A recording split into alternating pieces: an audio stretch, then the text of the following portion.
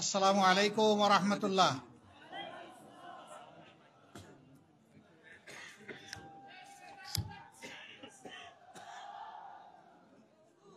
সম্মানিত বন্ধুগণ, আপনারা সবাই কেমন আছেন?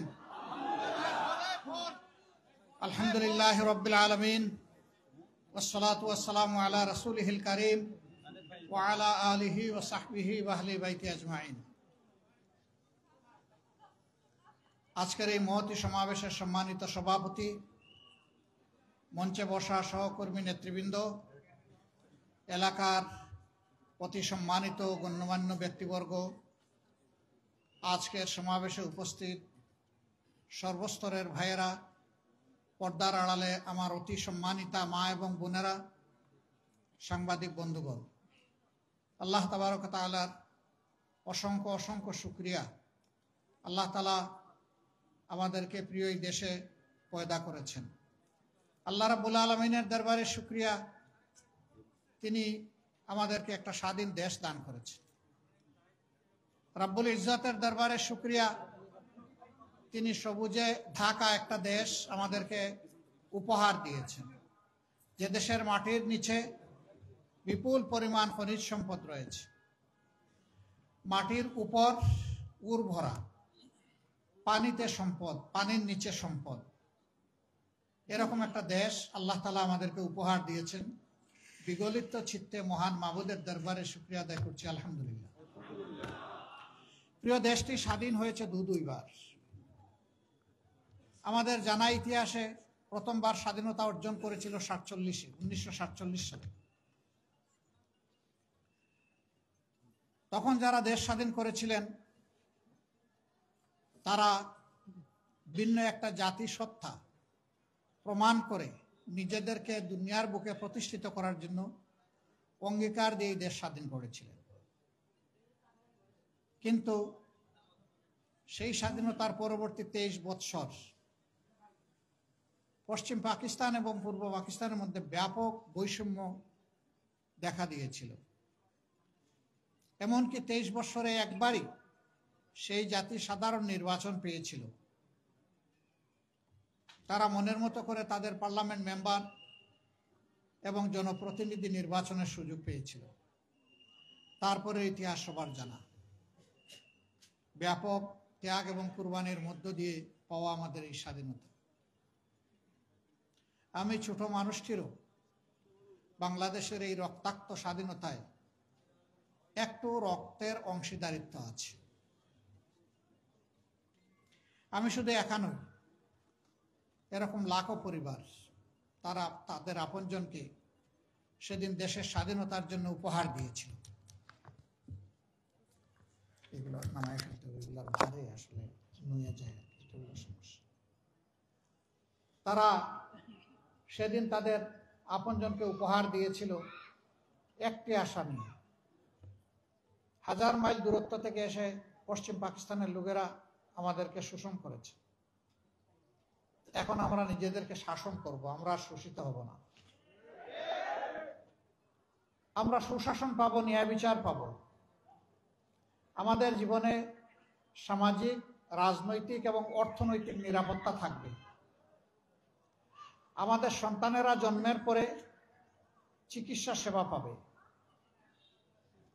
একটু বড় হলে তারা সুশিক্ষা পাবে, আর একটু বড় হলে তারা উপযুক্ত কাজ পাবে। সেই কাজ হাতে নিয়ে তারা দেশ গড়ায় অংশগ্রহণ করবে। এখানে এখন থেকে আমরা আর শোষিত এবং শাসক দুই শ্রেণী আমরা দেখব না। সেরকম একটা স্বপ্ন আর প্রত্যাশা নিয়ে বাংলাদেশের অভিযাত্রা শুরু হয়েছিল 1972 সালের 10 জানুয়ারি। শেখ মুজিবুর রহমান সাহেব পাকিস্তানের কারাগার থেকে মুক্ত হয়ে বাংলাদেশে ফেরার পরপরই তিনি, অকপটে বলতে গেলে বলতেই হয়, সে সময় তিনি ছিলেন জাতির অবিসংবাদিত নেতা। এদেশের 94% মানুষ তার দলের প্রতি আস্থা রেখেছিল 70-এর নির্বাচনে। আফসোস, এমন আকাশচুম্বী জনপ্রিয়তা আর মানুষের ভালোবাসা নিয়ে যিনি দেশের দায়িত্ব নিলেন, তিনি দেশটাকে সামলাতে পারলেন না। তিনি দেশ সামলাবেন কেমনে, তার দলকেই তো সামলাতে পারলেন না। এই জন্য সেই দলটির ব্যাপারে আক্ষেপ করে উনি অনেক কষ্টের কথা বলে গেছেন যে বিশ্বে বিভিন্ন দেশ যখন স্বাধীন হয়, মানুষ তারা সম্পদের খনি পায়, আমি পেয়েছি ভিন্ন খনি। কিসের খনি আমি এটা বলতে গেলাম না। সম্মানিত ভাইরা, তিনি এও বলেছিলেন, কারে নিয়ে আমি সোনার বাংলা গড়ব, ডানে বায়ে সামনে পিছনে যার দিকে তাকাই একই চেহারা দেখতে পাই। তিনি তার জীবনের মূল্য দিয়ে এর প্রায়শ্চিত্ত করেছেন। অবশ্যই এইভাবে একটি পরিবারের নিহত হওয়াকে সভ্য বিশ্বে কেউ সমর্থন করে না, কিন্তু নিয়তে যার যেরকম লেখা তাকে তো সেরকমই বরণ করতে হবে। এটাও তো ঠিক যে স্বাধীন বাংলাদেশে তাদের শাসনামলে 36,000 মানুষকে বিনা বিচারে হত্যা করা হয়েছিল, যার মধ্যে 10,000 ছিল মুক্তিযোদ্ধা, যারা কিনা দেশ শাসন করেছিল বুক চিতিয়ে লড়াই করে, তাদেরকেই মরতে হলো রক্ষী বাহিনীর হাতে। রক্ষী বাহিনীর চাবকের তো নিচের থেকে অনেকে ফিরে আসেনি, কেউ সৌভাগ্যক্রমে ফিরে এসেছে। ফিরে আসা এক দুর্বল মানুষ আমিও। আল্লাহ তাআলা কি জন্য আমাকে সেদিন বাঁচিয়ে রেখেছেন আল্লাহই ভালো জানে। অথচ আমি একটি শহীদ মুক্তিযোদ্ধা পরিবারের মানুষ, আমার কোনো অপরাধ ছিল না। আমার বিষয়টা দিয়ে আমি বিবেচনা করেছি এরকম বহু নিরপরাধ মানুষকে তারা নির্যাতন করেছে, কেউ কেউ দুনিয়া ছেড়ে চলে গেছে, আফসোস নাই। তারপরেও যদি দেশের মানুষ আমাদের জীবনের বিনিময়ে একটু শান্তি পেত, কোনো আফসোস থাকতো না। কি অবস্থা সৃষ্টি হলো, সম্ভ্রান্ত পরিবারের মানুষগুলো তাদের মেয়েগুলোকে আর কলেজ ইউনিভার্সিটিতে পাঠানো বন্ধ করে দিয়েছিল। কেন বন্ধ করে দিয়েছিল আপনারা বুঝতেই পারছেন। মানুষের জীবনের কোনো নিরাপত্তা ছিল না, সম্পদের কোনো নিরাপত্তা ছিল না, বাইরেও ছিল না, ঘরেও ছিল। অথচ 70-এর নির্বাচনের সময় আমরাই বলেছি মানুষকে, ভোট দেন নৌকায়, আপনি দরজা খুলে রাতে ঘুমাতে পারবেন। হ্যাঁ, ঠিকই মানুষ দরজা খুলে ঘুমাইছে, কিন্তু সেই দরজাটা নিজে খুলে নাই, চোর ডাকাত এসে খুলে দিয়েছে। এরপরে কি হলো বুঝলাম, তারা সব ভালো কাজ করতে পারলেন না, দফায় দফায় ক্ষমতার পালাবদল হলো, দেশের চেহারার একেবারে উন্নতি হয় নাই, এটা আমি বলবো না, হয়েছে। তবে যুগের যে পরিমাণ চাহিদা ছিল আর যে পরিমাণ সম্ভাবনা ছিল তার তুলনায় কিছুই হয়। এখানে বসা অবস্থায় আপনারা কোনো গন্ধ পাচ্ছেন কিনা, আমি কিন্তু একটা গন্ধ পেয়েছি। এটা একটা সভ্য জনপদ, এটা আমার গর্বিত দেশের রাজধানী। দুনিয়ার বিভিন্ন দেশে যাওয়ার সুযোগ হয়েছে, সেখানে নগরে শহরে এরকম চলমান প্রবাহমান বহু চ্যানেল আছে, ঝর্ণা আছে, নদী আছে, খাল আছে, ড্রেন আছে, কিন্তু আপনি ড্রেনের পানিও হাতে নিয়ে দেখবেন যে মার্বেলের মতো চকচক করছে। কেন?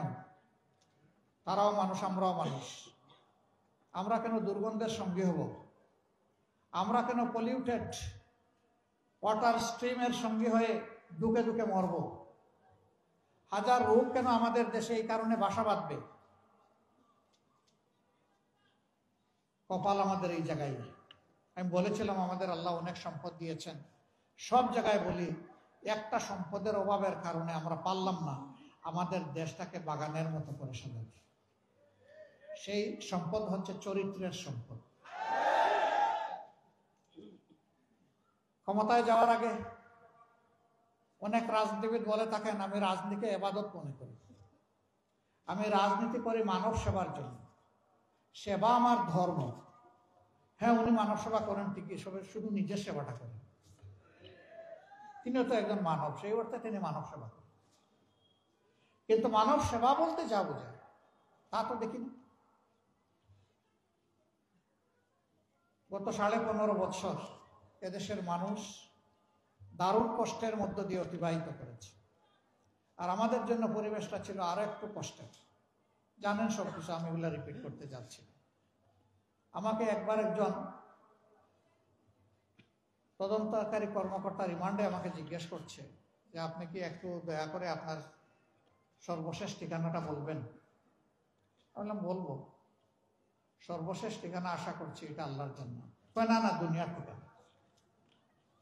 আমি বললাম যে সেটা কোনটা বলবো? কোনটা বলবেন মানে? বললাম যে আমার তো শত শত ঠিকানা আছে। স্যার আপনি অ্যারেস্ট হয়ে এরকম আমাদের সাথে মৌজ করতে পারেন? বললাম মোটেই আমি মৌজ করছি। তাইলে কিভাবে বললেন যে শত শত ঠিকানা আছে? আপনি এত ধনী? বলে আপনি কল্পনা করতে পারবেন না আমি তার চেয়ে আল্লাহর মেহেরবানি বেশি ধনী। একটু বুঝিয়ে বলবেন? আমি বললাম অবশ্যই। এই যে আপনারা আর আপনাদের সরকার, আপনাদের কারণে কোনো বাড়িতে 1 রাত, কোনো বাড়িতে 2 রাত, কোনো বাড়িতে 3 রাত, কোনো বাড়িতে 1 সপ্তাহ, কোনো বাড়িতে 2 সপ্তাহ, এরকম করে কেউই তো আমাদের বছরের পর বছর যাচ্ছে। এখন হিসাব পেয়েছেন যে আমাদের শত শত ঠিকানা কোথায়? এটা শোনার পরে বলে যে আপনার ঠিকানা আমার লাগবে না। বুঝতে পারছো যে পরবর্তী ঠিকানা তো শেষটা না, আরো কোনটা হয়ে যাবে। এইটা ছিল ভাই আমাদের কন্ডিশন। একটা স্বাধীন দেশে বসবাস করেছি, পরিবারের সদস্যদের মুখ দেখতে পারি নাই একটানা দেশে থাকা অবস্থায় 10.5 মাস। অবশ্য যখন জেলে যেতাম তখন মাসে একবার দেখার সুযোগ পেতাম, তারা আসতো আমাকে দেখতে। কিন্তু জেলের বাইরে যখন থাকতাম এটা হতো না। এখন বলবেন এটা তো আপনার উপর দিয়ে গেছে, তাতে দেশবাসীর না, আমার উপর দিয়ে যায় না, এই কোটি কোটি মানুষের উপর দিয়ে একই অবস্থা গিয়েছে। আমি একা মুসলিম ছিলাম না, বলতে গেলে গোটা দেশবাসী, গোটা সমাজই মুসলিম ছিল। তারা আমাদের সবগুলো অধিকার একে একে কেড়ে নিয়েছিলেন। বাঁচার অধিকার, খাওয়ার অধিকার, কর্মসংস্থানের অধিকার, আমাদের ভোটের অধিকার, আমাদের মানব অধিকার, আমাদের নাগরিক অধিকার সবই তাদের জিম্মায় চলে গেছিল। তাদের অবস্থাটা ছিল তারা দেশের মালিক আর আমরা ভাড়াটিয়া। ভাড়াটিয়ারও ভাই একটা মর্যাদা থাকে, তাও মনে হয় আমাদেরকে ওভাবে চিন্তা করতো না দেশবাসী। এবং কোথায় কোথায় তারা হুমকি দামকি দিতেন, কোথায় কোথায় মানুষ খুন করতেন, কোথায় কোথায় বিচারের নামে মানুষকে ফাঁসিতে ঝুলাতেন। তাদের অবস্থাটা এমন হয়ে গিয়েছিল। কোনো এক কালের দুর্দর্শ একজন শাসক, সে যখন দেখলো যে ওই দেশের মানুষ কিছুটা নবী রসুলের দিকে ঝুঁকে যাচ্ছে, তখন তাদেরকে এনে শাসালো। শাসায় বললো আমাকে তোমরা তোমাদের রব প্রতিপালক স্বীকার করো না? বলে হ্যাঁ করি তো। শুধু প্রতিপালক স্বীকার করো না, সবচেয়ে বড় আনা রাব্বুকুমুল আলা, আমাকে সবচেয়ে বড় রব মানো। এরা ভয়ে অনেকেই বলেছে, যদিও তাদের ইমান এটা সাক্ষ্য দেয়নি, ভিতরে অন্য কিছু ছিল, যে হ্যাঁ আপনি আমাদের সবচেয়ে বড় রব।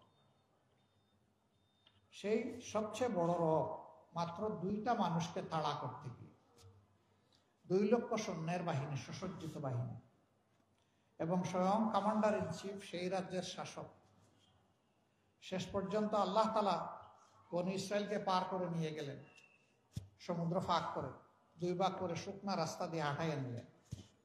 আর তারাও ওটা নিজেদের জন্য শুকনা রাস্তা মনে করে এদেরকে ধাওয়া করল।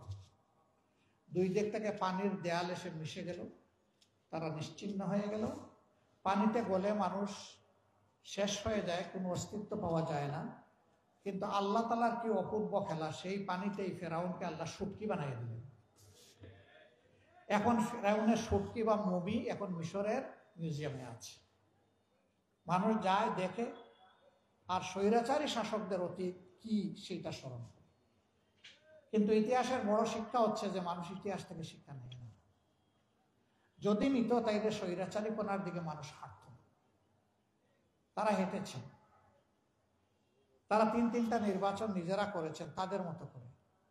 প্রথমটা জনগণ যায়নি, বহু সেন্টারে মানুষ একজনও যায়নি, সেখানে বিড়াল ঘুমাচ্ছিল শান্তিতে, কুকুর ঘুমাচ্ছিল শান্তিতে। সেগুলা মিডিয়ার বন্ধুরা তুলে এনেছিলেন তারা তাদের শৈল্পিক হাত দিয়ে। দ্বিতীয় নির্বাচনটা তারা এতটাই আস্থা হারায় ফেললেন যে নির্বাচনের দিন পর্যন্ত ধৈর্য ধরতে পারলেন না। 18 সালে আমাকে এখানে জোটের পক্ষ থেকে ক্যান্ডিডেট করা হয়েছিল। আমি এক মুহূর্তের জন্য এইভাবে আপনাদের সামনে এসে দাঁড়াতে পারিনি, আপনাদের মুখ দেখতে পারিনি। এই পরিস্থিতি এমনভাবে সৃষ্টি করে রাখা হয়েছিল, সারা বাংলাদেশে 64 জন ক্যান্ডিডেটকে কারাগারে নিক্ষেপ করা হয়েছিল। 113 জনকে তাদের বাড়িতে গৃহবন্দী করা হয়েছিল, ঘর থেকে বের হতে দেওয়া হয়। সেই রকম করে নির্বাচন, তারপরেও নির্বাচনের দিন পর্যন্ত তারা ধৈর্য ধরেন নাই, রাতের বেলায় সাবাড় করে দিয়েছেন। বিবিসির একজন সাংবাদিক আমাকে প্রশ্ন করলেন, আগামীকালের নির্বাচনকে আপনি কিভাবে দেখছেন? আমি বললাম, আগামীকালকে নির্বাচন কোথায় ভাই? কেন, কালকে নির্বাচন হবে না? বললাম, না, নির্বাচন তো কালকে হবে না, আজকে রাতেই তো হচ্ছে নির্বাচন। বলেন কি আপনি? ভাই আপনি সাংবাদিক, আপনার কাছ থেকে না আমি জানবো যে আজকের রাতের নির্বাচনটা কেমন হচ্ছে? আপনি দেখি আমারে জানতে চান। ওই যে এটা কি বলেন? আমি বললাম, ভাই আমারে যারা প্রশ্ন করেছেন প্লিজ আপনি যান। মণিপুর, মণিকানন 2 স্কুল সে ভিজিট করে গিয়ে বললো, ইউ আর কারেক্ট। নির্বাচন তো বিপুল উৎসাহ উদ্দীপনায় রাতের বেলা হচ্ছে একতরফা। এই নির্বাচনকে জনগণ মিডনাইট ইলেকশন নাম দিয়েছিল। জাপানের কূটনীতিবিদরা কখনো মুখ করলে না অন্য দেশের রাজনীতির ব্যাপারে। এই প্রথমবার এই নির্বাচনের পরে জাপানের বাংলাদেশি যিনি রাষ্ট্রদূত ছিলেন তিনি বললেন, এটা নির্বাচন নয়, এটা মধ্যরাতের নির্বাচন। ইন্টারন্যাশনাল কমিউনিটিও এটাকে সেইভাবে নিয়েছিল। আর 24 সালে নির্বাচন করার জন্য প্রার্থী পাওয়া যাচ্ছে না, কে কম্পিটিশন করবে? সেখানে আমি আর ডামি এই মিলিয়ে তারা নির্বাচন করেছে। এখানে যাদের বয়স 35-36-এর নিচে তারা একটা হাত তুলুন তো দেখি। মাশাআল্লাহ, গুড নাম্বার। আপনারা জীবনে হাত নামান ভাই, কষ্ট করছেন। আপনারা জীবনে একটা ভোটও দিতে পারেন না। আপনারা কি তাদেরকে আপনাদের অধিকার কেড়ে নেওয়ার অধিকার দিয়েছিলেন? দেন নাই। সেই 3 নির্বাচনে আপনারা শুধু ভোট দিতে পারেন নাই না, আমরাও ভোট দিতে পারি নাই। আমি তো আমার ভোট দিতে পারি। আমি যখন ইলেকশন স্টার্ট হওয়ার 1.5 ঘন্টা পরে শুনলাম যে আমার কিছু এজেন্টকে গায়েব করা হয়েছে, ধরেন 2-1 জন মহিলার মাথা ফাটাই দেওয়া হয়েছে, হাত ভেঙে দেওয়া হয়েছে, তখন আমি বললাম যে রক্তের বিনিময়ে আমার আসনে বিজয় লাভ করার আমার প্রয়োজন নাই, আমি এই নির্বাচনে থাকবো না। তাই সারা দেশের খবর নিয়ে আমরা 12টা 15 মিনিটের সময় বলে দিলাম যে এই নির্বাচনে আমরা নাই, এটা আমরা প্রত্যাখ্যান করলাম। আমরা অবৈধ নির্বাচনকে বৈধতা দিতে চাই না। আমাদের বিভিন্ন দেশের বন্ধু বান্ধব বলতো, তোমরা বলতেছো ওরা ফেয়ার ইলেকশন দিবে না, তোমরা না গিয়ে কিভাবে এটা প্রমাণ করবা যে ওরা ফেয়ার দিবে? তোমরা যাও, তারপরে বোঝা যাবে ইলেকশন ফেয়ার না ফেয়ার। অবশ্যই ইলেকশন হয়ে যাওয়ার পরে আর কোনো বন্ধু বান্ধবের কথা বলে নাই যে তোমরা নির্বাচনে যাও। 24 সালের নির্বাচনের পরে তারা ঘোষণা দিয়েছিল 41 সাল পর্যন্ত বাংলাদেশের ইজারা তারা গ্রহণ করেছে, যে আমরা 41 সাল পর্যন্ত এই দেশকে সাজাবো, অর্থাৎ আমরা ক্ষমতায় থাকবো। তুতিল মুলকা মান তাশা ওয়া তানজিউল মুলকা মিম্মান তাশা। আল্লাহ হচ্ছেন সমস্ত মুলকিয়াতের মালিক। কুলিল্লাহুম্মা মালিকাল মুলক। নবী তুমি বলে দাও, তিনি সেই মহান আল্লাহ যিনি সমস্ত বাদশাহীর মালিক। তার মহান বাদশাহী থেকে দুনিয়ার শৃঙ্খলা বিধানের জন্য যেখানে যেখানে প্রয়োজনে একটু হালকা কর্তৃত্ব তিনি দান করেন। এই কর্তৃত্বে যারা ব্যর্থ প্রমাণিত হয়, জালেম প্রমাণিত হয়, দুঃখবাজ খেয়ানতকারী প্রমাণিত হয়, সন্ত্রাসী প্রমাণিত হয়, আমি তাদের কাছ থেকে আস্তে করে ক্ষমতা কেড়ে নিই। সব কিছু সাজানো হয়েছিল 41 সালের জন্য। 24 সাল যে 41 হয়ে যাবে তারা এটা বুঝতে পারে। সে বছরটা আমি আল্লাহ তাআলার মেহমান হিসেবে হজে গিয়েছিলাম। অনেক মানুষ মুখের দিকে তাকায় বলতো, যারা চিনত যে আমাদের কি বাঁচার কোনো পথ বের হবে? বলতাম কেন নয় ভাই? ওই কিভাবে? যে আল্লাহ যেভাবে অতীতে করেছেন সেইভাবে। ওই যে কোনো আলো দেখি না তো, তা কারে দিয়ে হবে? আমি বলতাম যে কেন, সকল যুগেই পরিবর্তন এসেছে। যুবকদের হাত ধরে তাদের গাড়ি ভর করে, বাংলাদেশেও পরিবর্তন আসবে যুবকদের হাত ধরে। ভাই আসল জায়গায় এসেছেন।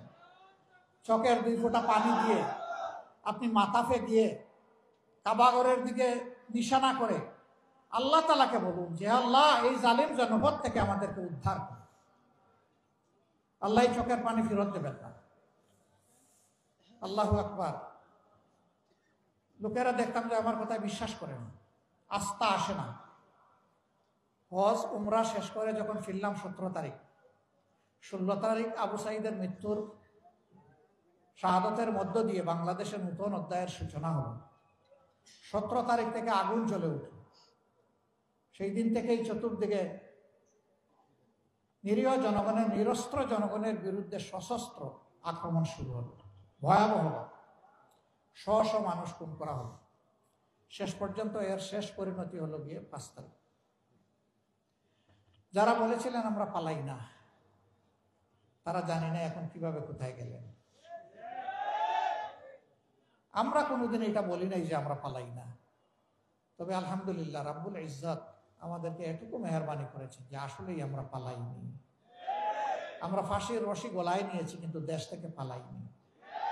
আমাদের একজন, তিনি আমেরিকায় ছিলেন স্বাভাবিক কাজে, সেই সময় বন্ধু বান্ধব তাকে নিষেধ করেছে, ডোন্ট কাম ব্যাক। তিনি বলছেন কেন? বলেছে যে আপনাকে ওই রকমই পার্সিকিউট করা হবে, অবিচার করা হবে যেমনটা অবিচার করা হচ্ছে আপনার সিনিয়র লিডারদের সাথে। তিনি বলছেন সিনিয়র লিডাররা যদি আল্লাহর জন্য ধৈর্য ধরে সহ্য করে থাকতে পারেন, আমিও পারবো, আমি আসছি। আদালতে দাঁড়িয়ে আমাকে ফাঁসি দেওয়া হোক, আমার কোনো আপত্তি নাই। আমি পলাতক হিসাবে এই বদনামের অংশ নিতে চাই না যে আমি অপরাধী। আমি আদালতে দাঁড়িয়ে বলবো আমি নিরপরাধ। মীর কাসেম আলী সেইটাই করেছিলেন। কিন্তু না আসলে পারতেন ভাই, কেউ তারা বলতো না যে উনি পালিয়ে গেছেন, কারণ তার বিরুদ্ধে কোনো ওয়ারেন্ট, কোনো মামলা ছিল না। তিনি এসেছেন তার নৈতিক দায়বোধের জায়গা থেকে, তার দেশকে ভালোবাসেন। এই জন্য তিনি বলেছেন যে দেশে আল্লাহ আমাকে পয়দা করেছেন আমার মত যেন সেই দেশে। সম্মানিত ভাইয়েরা, গেল তাদের চ্যাপ্টার, এখন কি হবে? এখন কি এগুলোই চলবে? আগামীতেও কি একটা দুর্নীতিবাজ সরকার এসে আমাদের সব লন্ডভন্ড করে দেবে? আগামীতেও সন্ত্রাসীরা এসে আমাদের উপর আবার ছড়ি ঘুরাবে? আগামীতে আমাদের মা বোনদের ইজ্জত নিয়ে আবার তানায়সরা করা হবে? আমাদের জীবনের উপর কালো হাত নেমে আসবে? সবগুলার বিরুদ্ধে আমাদেরকে সিংহের মতো গর্জন করতে হবে ইনশাআল্লাহ। আমাদের স্পষ্ট বক্তব্য, দুর্নীতি তোমাকে লাল কার্ড, সন্ত্রাস তোমাকে একেবারে কালো কার্ড, অবিচার তোমার জায়গায় সমাজে হবে না। একটা দুর্নীতিমুক্ত, সামাজিক সুবিচারে পরিপূর্ণ, একটা ভারসাম্যপূর্ণ অর্থনীতির দেশ হিসাবে বুক চিতিয়ে যুদ্ধ করা যুবকদের হাতে তাদের মেধার মূল্যায়ন করে তাদেরকে এদেশে দেশ গঠনে তাদেরকে কাজে লাগানো, সেই পরিকল্পনা নিয়ে আগাচ্ছে বাংলাদেশ জামাত ইসলামী। আমাদের অঙ্গীকার একেবারেই স্পষ্ট। আমরা শিক্ষা স্বাস্থ্যকে সবচেয়ে বেশি গুরুত্ব দেব, কারণ একটি ভালো জাতি গড়তে হলে অবশ্যই আমাদের একটা ভালো শিক্ষা ব্যবস্থা লাগবে। আমাদের শিক্ষা ব্যবস্থা ভালো নেই। একটা ভালো জাতি গড়তে হলে অবশ্যই সুস্থ সবল আমাদের সন্তানদেরকে চিকিৎসা দিয়ে গড়ে তুলতে হবে। আমাদের স্বাস্থ্য ব্যবস্থা সেরকমটা নয়, ভঙ্গুর স্বাস্থ্য ব্যবস্থা। আমাদের দ্বিতীয় অগ্রাধিকার হচ্ছে দুর্নীতির বিরুদ্ধে আমাদের লড়াই। আল্লাহ ক্ষমতায় কারে নিবে না নিবে উই ডোন্ট নো। এই অ্যালটমেন্ট আসবে ইনশাআল্লাহ আসমান থেকে। আমরা বাংলাদেশের জনগণের রায় পেয়ে এই দেশ পরিচালনার দায়িত্ব পাই কিংবা না পাই, দুর্নীতি মাটিতে নেমে না আসা পর্যন্ত আমাদের লড়াই চলবে ইনশাআল্লাহ। আমরা থামবো না, কেউ আমাদেরকে থামাতে পারবে না। আমাদের তৃতীয় অঙ্গীকার, সবার জন্য ন্যায় বিচার। এটার থেকে গরিব ধনী, দল ধর্ম নির্বিশেষে কেউ যেন বঞ্চিত না হয়। সবাই যেন আইনের সমান সুযোগ পায় এবং ন্যায় বিচার পায়। সামাজিক এই ন্যায় বিচার নিশ্চিত করা আমাদের চতুর্থ অগ্রাধিকার। আমরা আমাদের ভাঙ্গাচোরা অর্থনীতিকে পুনরায় আমরা গড়তে চাই এবং এখানে আমরা আমূল পরিবর্তন চাই। ওই উপরে উপরে প্রলেপ দিয়ে হবে না। ভিতরে ক্যান্সার থেকে গেলে উপরের চামড়াকে কসমেটিক সার্জারি করে মানুষকে সুস্থ বানানো যায় না। আমরা ক্যান্সারের জায়গায় হাত দিতে চাই। ওই জায়গাগুলো আমরা চিহ্নিত করে সুস্থ করার জন্য যেখানে দরকার যেটা সেটাই করতে হবে ইনশাআল্লাহ। কারো মুখের দিকে তাকানো যাবে না। দেশের প্রতি দায়িত্ব জ্ঞান সম্পন্ন, ভালোবাসা যাদের অন্তরে দেশের প্রতি আছে, দেশপ্রেম আছে, সততা আছে, যোগ্যতা আছে, সে কোন ধর্মের এটা আমরা দেখবো না। সে মানুষ, সে বাংলাদেশের নাগরিক, আমাদের বিবেচনার জন্য এতটাই যথেষ্ট। আসল মানুষটাকে আসল জায়গায় বসায় দেওয়া হবে ইনশাআল্লাহ। আমাদের যে সন্তানেরা শিক্ষা গ্রহণ করার পরে বেকারত্বের কষ্ট নিয়ে বুকে চেপে বয়ে বেড়াচ্ছে, আমরা তাদেরকে জাগতিক স্কিল এডুকেশন দেওয়ার মাধ্যমে তাদের হাতগুলোকে আসলেই দেশ গড়ার কারিগরের হাত হিসাবে আমরা গড়ে তুলতে চাই। এরা দেশে থাকলেও দেশের জন্য সম্পদ, বিদেশে গেলেও যে দেশে যাবে সেই দেশের জন্য সম্পদ। আমাদের বিপুল পরিমাণ যুব জনশক্তি আছে।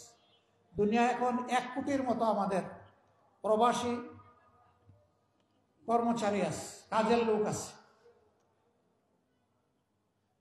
এই লোকগুলা যদি দক্ষ হাত নিয়ে বিদেশে যেত, দেশের জন্য ভালো হতো, তার নিজের, তার পরিবারের জন্য ভালো হতো। আগামীতে সেই দক্ষতা আমরা আমাদের সন্তানদের হাতে তুলে দিতে চাই।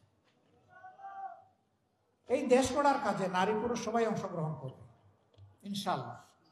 একটা সমাজে সকল পুরুষ কিন্তু কাজ করে না।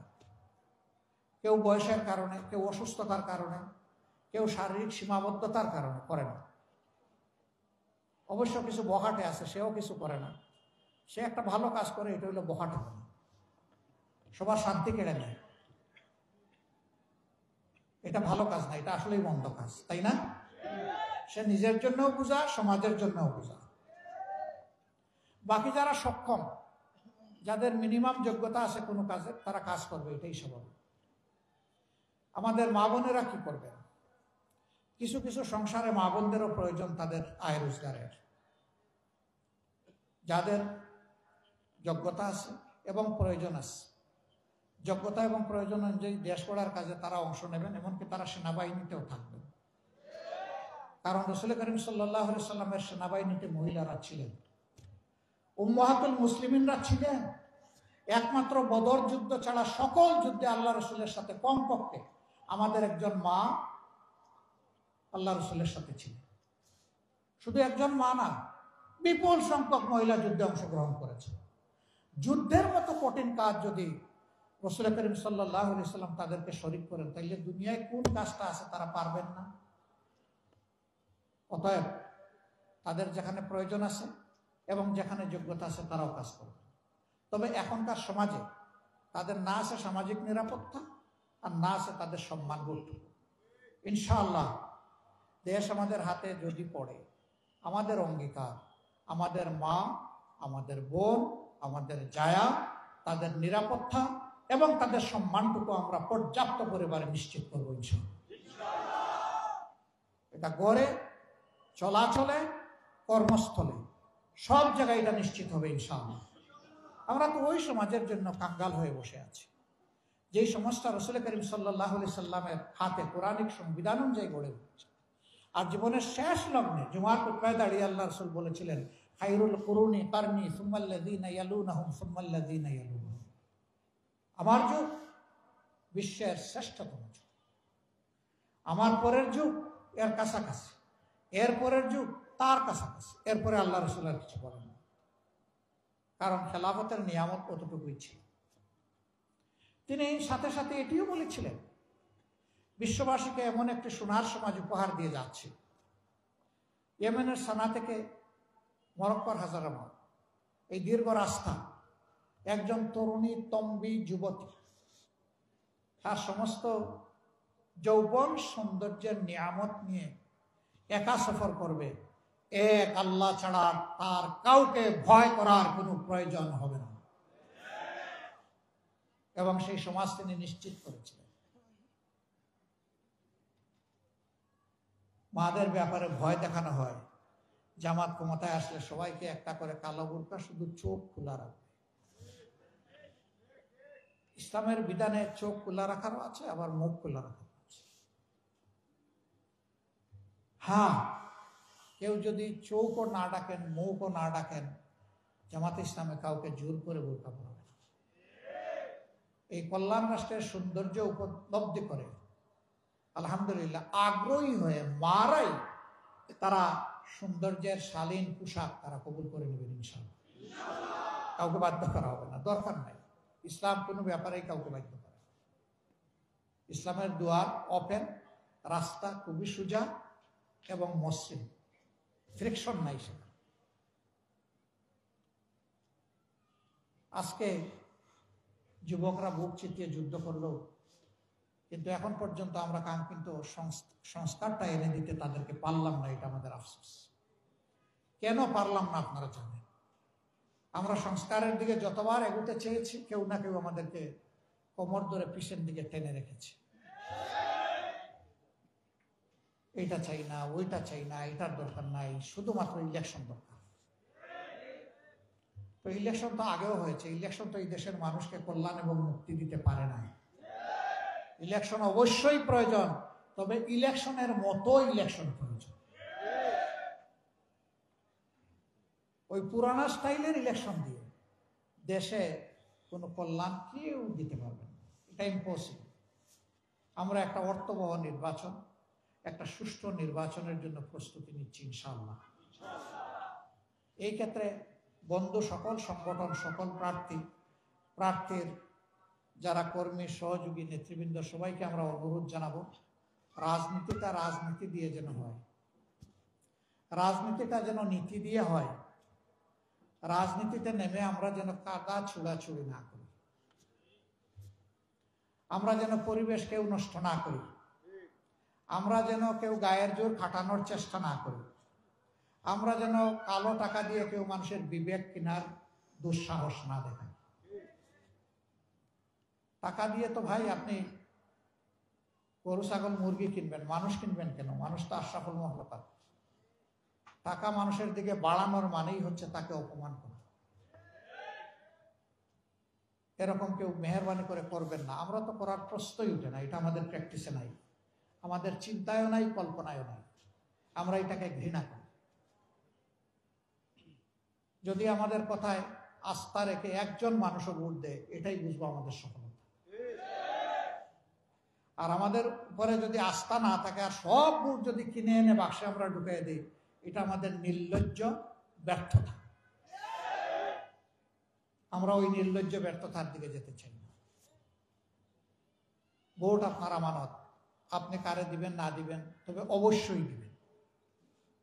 ভোটটা আপনি প্রয়োগ করবেন, ভোট দেওয়া থেকে আপনি বিরত থাকবেন না। মনে রাখবেন, আপনার আমার জন্ম কোনো দলের জন্য হয় নাই। আপনার আমার জন্মই হয়েছে আল্লাহ তাআলার প্রয়োজন পূরণের জন্য, এই সৃষ্টির সৌন্দর্য বিধানের জন্য, দেশ এবং জাতিকে কল্যাণের দিকে নেওয়ার জন্য। অতএব আমার কাছে দল যেন বড় না হয়, আমার কাছে আমার বিবেক যেন বড় হয়। কোনো দলের প্রতি অন্ধ হয়ে সেই দলের অন্ধ সমর্থক হওয়ার প্রয়োজন নেই। অ্যাটলিস্ট আমাদের দলে প্রয়োজন নেই। যারা এই দলটাকে ভালোবাসবেন তারা যেন কলিজা দিয়ে ভালোবাসেন। আপনার বিবেক যেন বলে যে হ্যাঁ, এই দলটা আমার ভালোবাসা পাওয়ার উপযুক্ত, তাইলে আপনি ভালোবাসবেন। আপনার বাপ দাদা, আপনার কোনো ভাই বন্ধু এই সংগঠন করতেন, শুধু এতটুকু জায়গা থেকে এই দলকে আপনি চাইলেও ভালোবাসতে পারবেন না। এই দলকে ভালোবাসতে হলে এই দলের আদর্শকে ভালোবাসতে হবে। আর আমাদের আদর্শ কোনো বানাওয়াট আদর্শ না, আমাদের আদর্শ আল্লাহ তাআলার দেওয়া যে আদর্শ, যার চাইতে শ্রেষ্ঠ কোনো আদর্শ হতে পারে না। এই জন্য আমরা আপনাদেরকে অনুরোধ করব যে আপনাদের হাত দিয়ে ব্যালটে যেন বিবেকের প্রতিফলন ঘটে। আমাদের কথাগুলো যদি ভালো লাগে আপনি নিজে আমাদের জন্য দোয়া করবেন। আপনি আপনার পরিবারের লোকদেরকে বলবেন, আপনার প্রতিবেশীদেরকে বলবেন, আপনার কর্মস্থলের সঙ্গীদেরকে বলবেন। যদি আমাদের কোনো কথা আপনার অপছন্দ হয় আমাকে বলবেন, আমরা কথা দিচ্ছি সংশোধন হব। এটা যদি কোনো বাজে কথা হয়, মন্দ কথা হয়, আমরা সংশোধন করে নেব। ভালো হলে আমাদেরকে বলবেন না, অন্যকে বলবেন। আর আমাদের কথা মন্দ হলে আমাদেরকে বলবেন। আজকের এই রাতে কষ্ট করে আপনারা এখানে এসেছেন, আপনাদের সবার প্রতি আমরা কৃতজ্ঞ। সবাই দোয়া করবেন। ফেব্রুয়ারির প্রথমার্ধে যে নির্বাচনের জন্য জাতি পিপাসার্থ হয়ে বসে আছে, এই যে জেনারেশনে একটা ভোটও দিতে পারলো না, এই যে মানুষগুলো গত তিনটা নির্বাচনে ভোট কেন্দ্রে যাওয়ার কোনো গরজ অনুভব করলো না বা পরিবেশ পেল না, আগামী নির্বাচন যেন তার সবকিছুর জবাব দিতে সক্ষম হয়। একটা সুষ্ঠু নির্বাচন হোক। এই নির্বাচনের মধ্য দিয়ে যে দল আসবে আমরা তাদেরকে অভিনন্দন জানাবো।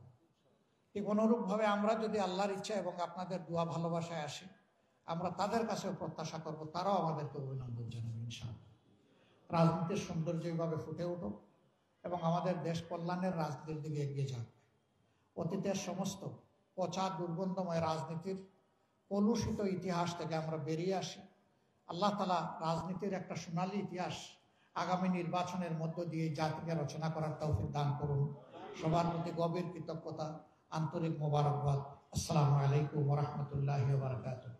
আমি একটু ক্ষমা চেয়ে নিচ্ছি, প্লিজ আমি একটু ক্ষমা চেয়ে নিচ্ছি। এখন আমাদের সন্তানদের ছোটমণিদের বার্ষিক পরীক্ষার সময় আমরা ডিসিশন নিয়েছি যে ওদের পরীক্ষা শেষ না হওয়া পর্যন্ত রাতের বেলা আমরা আর কোনো পাবলিক মিটিং করবো না। এতে তাদের সামান্য বিঘ্ন ঘটলেও এটার জন্য আমরা দায়ী থাকবো। আজকে যেটুকু বিঘ্ন ঘটেছে এর জন্য আমি ক্ষমা প্রার্থী, আপনাদের কাছে দোয়া প্রার্থী। আসসালামু আলাইকুম ওয়া রাহমাতুল্লাহ।